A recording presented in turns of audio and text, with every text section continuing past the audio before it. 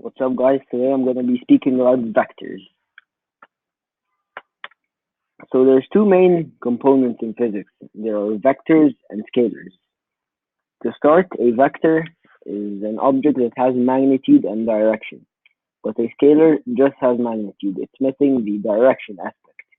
To put that into perspective, let's use a quarterback's pass as an example. A quarterback's pass is a vector quality because it has magnitude.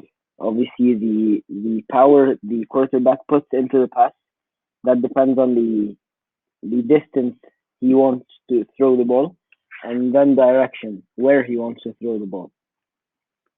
But a scalar quality, if a quarterback's pass would have been a scalar quality, it would only have magnitude.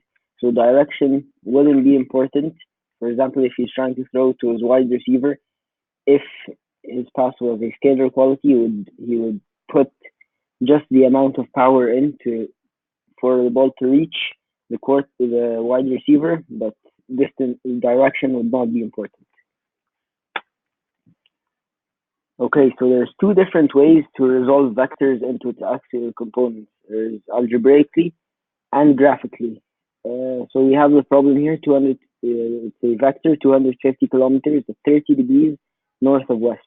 30 degrees north of west is 30 degrees above the west axis. So that's gonna be in the, it's gonna be left of the y-axis and above the x-axis.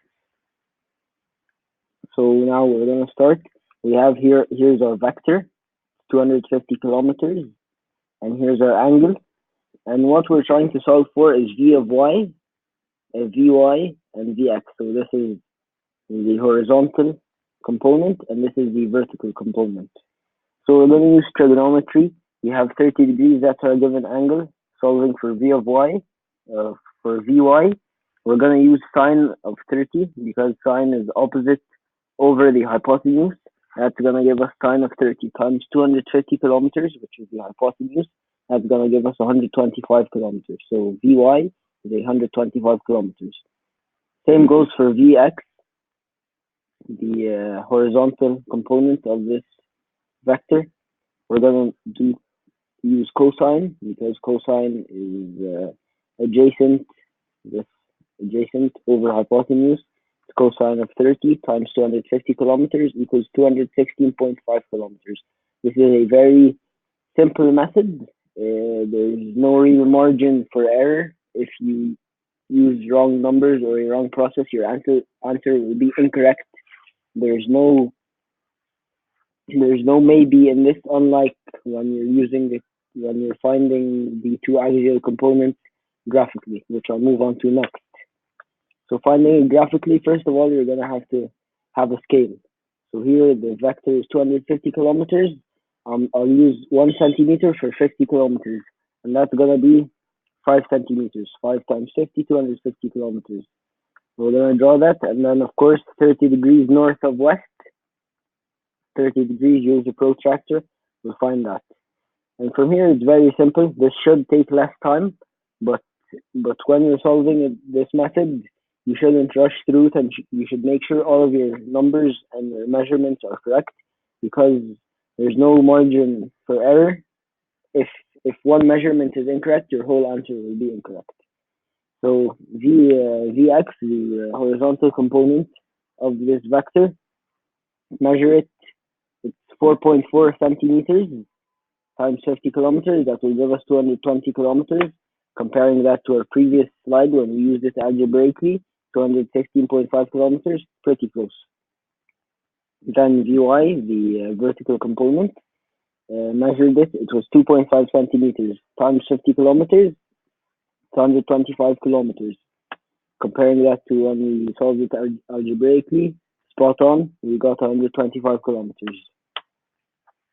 Next, very important aspect of the math and physics world, and not just that, but our lives in general, it's vector addition and subtraction. The number one rule and the most important thing to remember when you're adding or subtracting vectors is tip to tail. Basically, how I think of it is where one vector ends, another one starts. So this is our problem. We want to add vector A plus vector B. We have here vector A, the diagonal vector, and this is vector B. You'll see vector B pointing downwards. We want to maintain the length of vector B and the angle. So we'll shift it over here and we'll have it like this. You'll see where vector A ends, vector B starts. And then we'll get this vector, vector A plus B. And this is the resulting vector. Very simple, and basically there's no real tricks to it. Only way you can sort of mess this up if you don't add them tip to tape. Next is vector A minus vector B. This is a little bit more complicated, but not it's not impossible. It's quite simple once you get the hang of it. So we have here once again diagonally vector A, and here we have vector B. This is vector B, but here we're subtracting B, so we're trying to find negative B. Vector B points upwards, so vector B, negative B is going to point downwards. And we'll shift that over, and it will come here, same length and same angle, pointing downwards. Once again, where vector A ends, vector B starts, and we have the resulting vector, which is vector A minus B. And you can find the length of all of this using trigonometry or graphically. Finally, real-life applications of vector addition. One of the best examples I like to think of for vector addition is a plane taking off. So we have here the runway, which is our horizontal component. Then the vector itself is the plane, and the vertical component, or the resulting vector from vector the runway and the vector of the plane, is vector of the plane plus the runway, which is the vertical component. This this is where vectors come into play in real life. So we can find out the distance the plane traveled on the runway, and we can also find the distance the plane traveled vertically. Thank you.